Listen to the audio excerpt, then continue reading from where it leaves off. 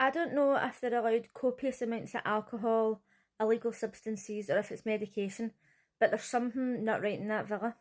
Love Island Australia Season 6, Episodes 1 to 5.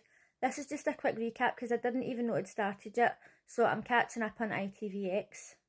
I'm so thankful that they've put the people's names next to the pictures because I've been playing the computer while I've been watching this and I haven't really been picking up their names, so this is very helpful.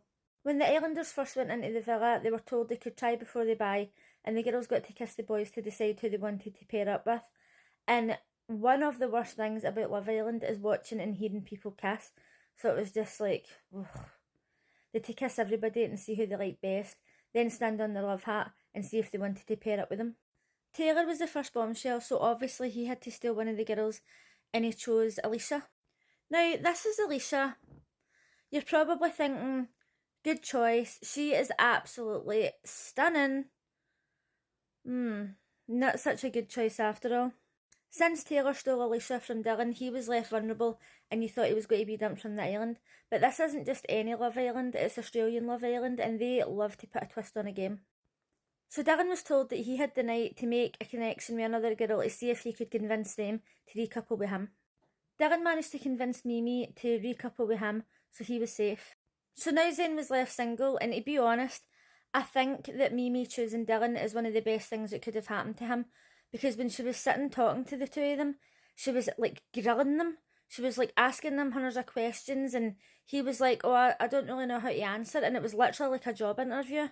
And I was like, she is so intense. But then when she was talking to Dylan, it was nothing like that, so I'm glad she didn't choose him. Before the recoupling, Xanthi and Zayn had been getting to know each other, and they were a much better match than him and Mimi because she was just, too much. So she ended up twisting and leaving her partner Kane vulnerable. Now, this is all a bit dramatic, right? I mean, it's Australian TV. If you haven't watched it, catch up. It's on ITVX. So Kane was the first one to go home, and I tell you, I know that when people are going on to reality TV, they get really excited and they think, oh, I'm going to be in Spain for months, or I'm going to be off work for months, this is going to be amazing, and nobody wants to be the first one to go home. But he was devastated. I think he'd been in the villa for a day. I don't even know if it'd been a full day, but he was so devastated. And I did feel a bit sorry for him because he was talking to Indigo and he was saying, oh, love's not for me, I'm never going to find love and all, and I felt bad for him. But at the same time, it was just way too much emotion because he was going home on the first day. But I mean, I suppose like you do get your hopes up for months before these things. And to be completely honest, if I thought I was going to get to spend weeks in Spain and then suddenly found out I had to go back to work, I'd be devastated as well. The Islanders were playing a game and they obviously fill this information out before they go onto the island and meet everybody. And they were saying like their body count, how many one-night stands they'd had, how many people they'd ghosted and all that. And Dylan had revealed that he doesn't want to go with a woman who's went with more than 10 men. And these guys go in there and they'll be like, oh, I've slept with 100 women, I've slept with 180 women, but I don't want to go with a woman who's went with 10 men. And I was just like, fuck off, Dylan. Actually, fuck off. Like, the hypocrisy of men, women as well, but mostly men in this situation, really gets to me. And if I met somebody like this in real life, and they were bragging about how many people they'd went with, and then they says, I don't want to go with a woman who's went with like 10 men, I'd be like, alright, fuck off then. Bye, see ya. Like, there's no space in 2024 for that toxic attitude. Unless that guy who's only went with like 1 or 2 women, he can shut his fucking mouth. Mimi was not happy about it, and rightfully so. And he was like just digging himself a hole. He's like, oh, I mean, I didn't mean it when I said it. I mean, thinking about it now, it was a bit hypocritical. I mean, maybe I shouldn't have said that. I didn't really mean it. Literally, I'd have just been like, do you know what, shut your mouth, see during the next recoupling. Just let me go home or just let me pick somebody else because you're a skis bag. Second bombshell, Sophie entered the villa. All the boys were standing with blindfolds on and she had to come in and kiss everybody. And she knew Zayn previously from going with him outside the villa. But she had to pick somebody to go on a date and she chose Nico. At this point, Nico was paired up with Hannah and she was fucking raging. And I tell you, she had an absolute cheek because when Taylor came into the villa and he took her for a chat, She was like, oh, you're physically more my type, like pure. She thought that he was going to pick her. So now all of a sudden Nico's away with this new girl, and she was so raging. It was actually like excessively toxic, considering they'd only known each other for like a day. And I know that in these situations, a day seems like a week, but it was just way too much. When Nico came back for his date, he didn't even go and speak to Hannah. He didn't go and say, how you feeling, or tell her how the date was or anything. And then because Hannah was going mental, he was like, I don't want to be paired up with somebody like that, like it's too toxic. They're being really nasty to Sophie for no reason. But Nico's got a foot fetish, and that is just an instant no. I still kind of don't really know why Hannah was so raging, because okay, like I never fancy anybody in these shows, right? Like okay, fine. But Hannah is stunning.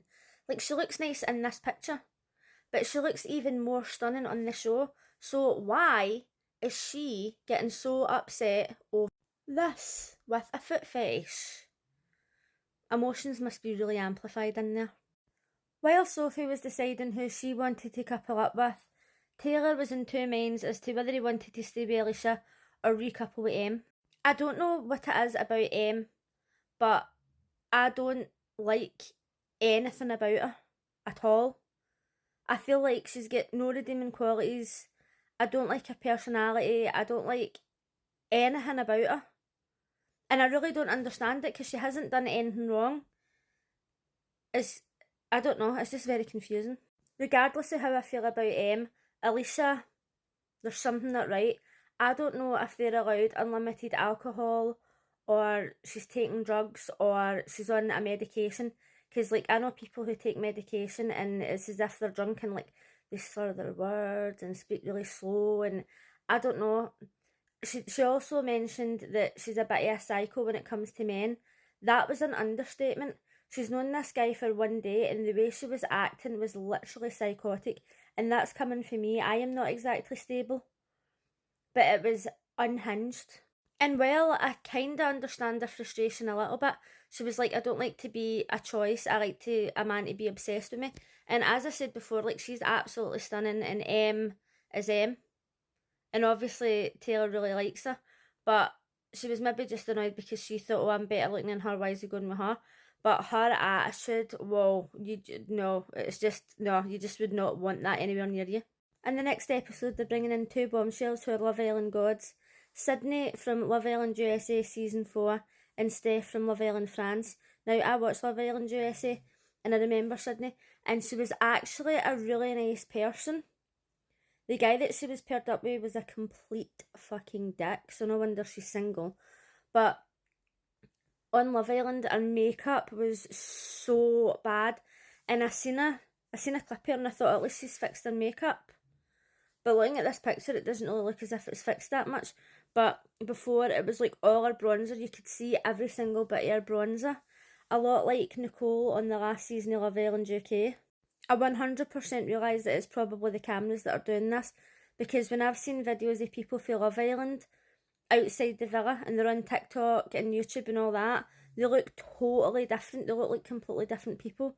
So it might be just because the cameras are like 4K or whatever they are, and it just makes their makeup look really bad. But Sydney is a really nice person. She just really lets guys walk all over her, so hopefully she doesn't do that this time. So if you're like me and you're watching Love Island Australia on Itvx and you're catching up, let me know what you think so far, and I'll see you again. Bye!